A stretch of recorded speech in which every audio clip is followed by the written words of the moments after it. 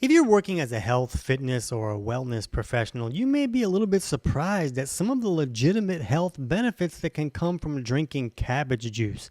And don't get me wrong, I don't feel like cabbage juice is magic. And when clients are saying, oh, I'm doing all this juicing, I'm really not a fan of clients doing a lot of juicing. Like if your client says that their juice is delicious, it's probably not good for them. But cabbage juice? Really not delicious. But in this video, I'm going to help you understand some of these studies that are out there that really show some of the benefits that can come from using cabbage juice, which clients could really benefit from using this cabbage juice, and how to have them use it successfully. Let's jump in. TC Hale is not a doctor and does not claim to be a doctor or licensed in any type of medical field. Don't be an idiot and use anything heard on the show as medical advice. This information should be used for educational purposes only, and you should contact your doctor for any medical advice. Now get off me.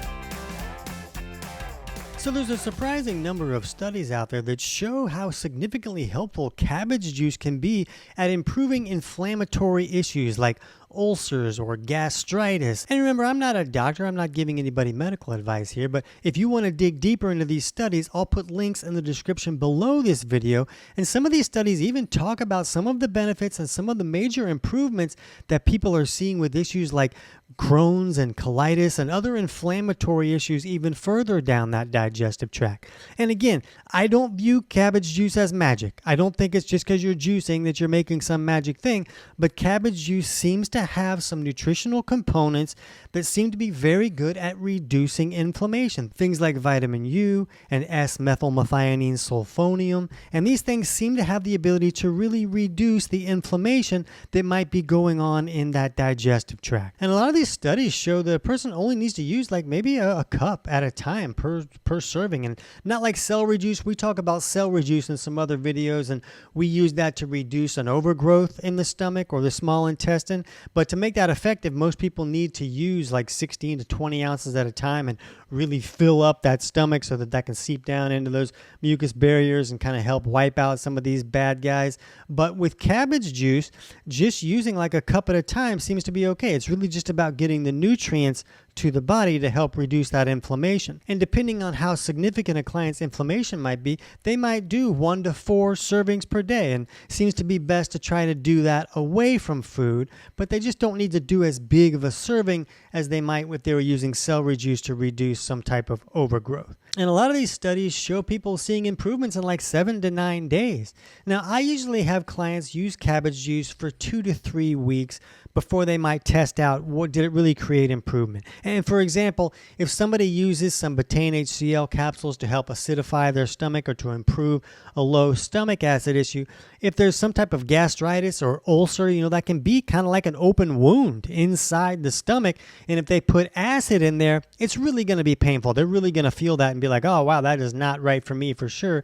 So then they might want to use cabbage juice for 2 to 3 weeks before they test it out again. See, can they bring down that inflammation enough to kind of let that open wound heal a little bit?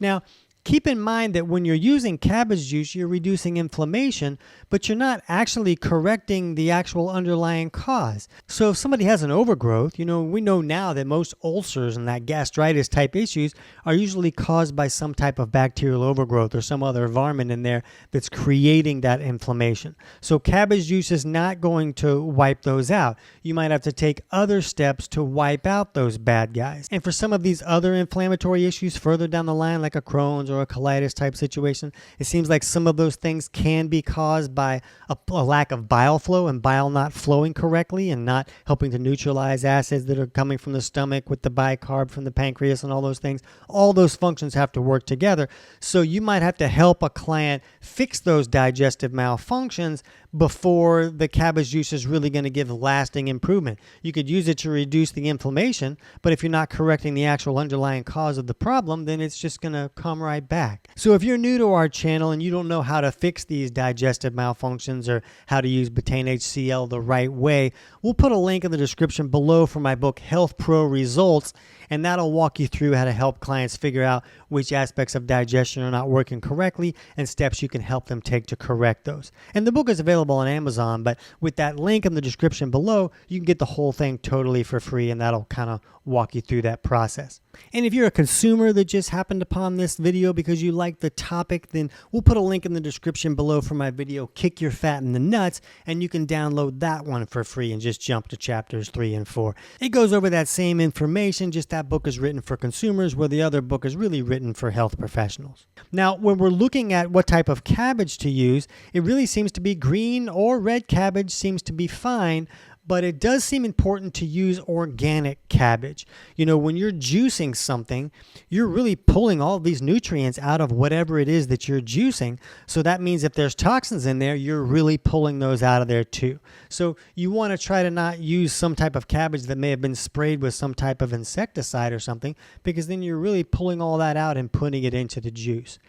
And you really want to see clients juice this. Just blending it is not really the same thing. Juicing really pulls a lot of these nutrients out and makes them easier to access. If somebody has digestive issues, they might not be able to break down food correctly. So juicing it really helps access those nutrients without the digestive functions all working in the right way. But what's really nice is that cabbage juice doesn't really seem to have any side effects. I don't hear side effects from clients, and the studies don't talk about any side effects that can come about. You know, with celery juice, if somebody uses too much, it can have a laxative effect and such, but you don't hear much about issues with cabbage juice. So it's a nice, gentle way that can really improve some inflammatory issues there in that digestive tract.